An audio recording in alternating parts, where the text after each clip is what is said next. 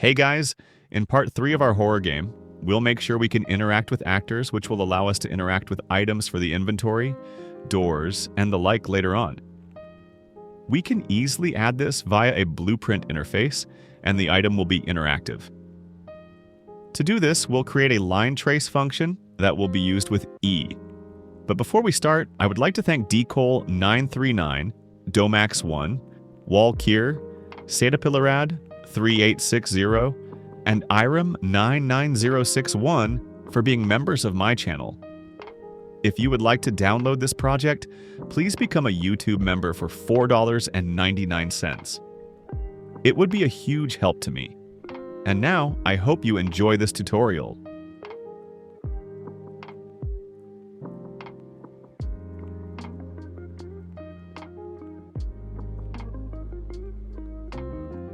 First, we create a blueprint interface called BPI_interaction interface.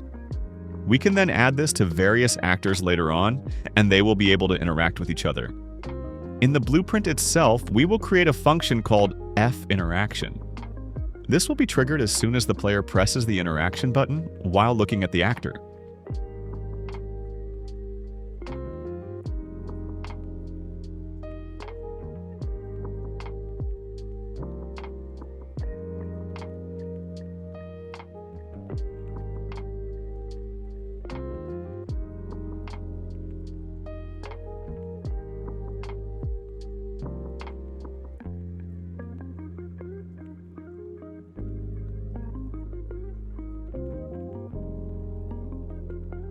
Now, we will create a new function in the player character, which we will call fLineTrace.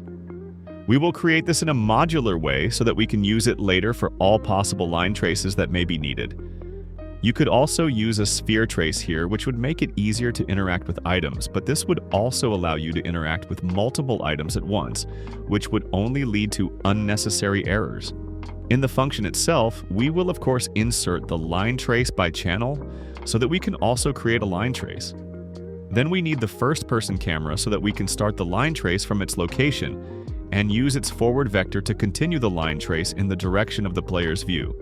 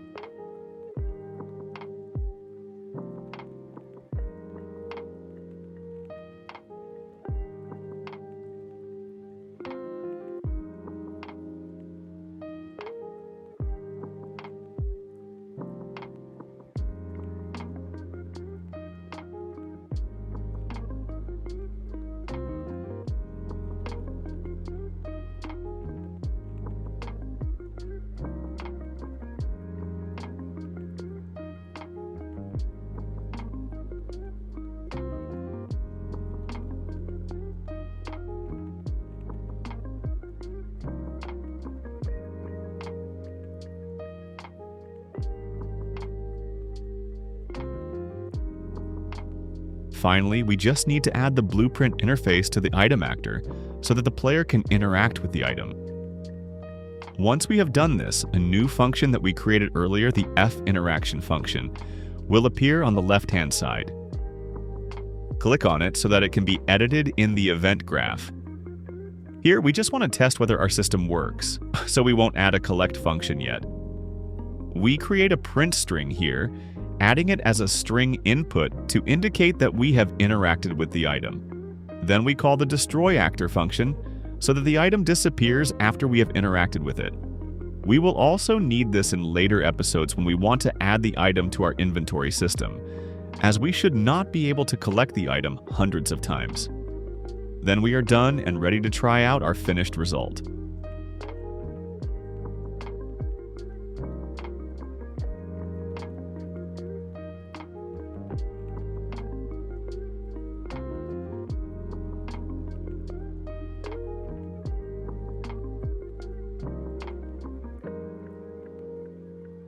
Thank you for watching.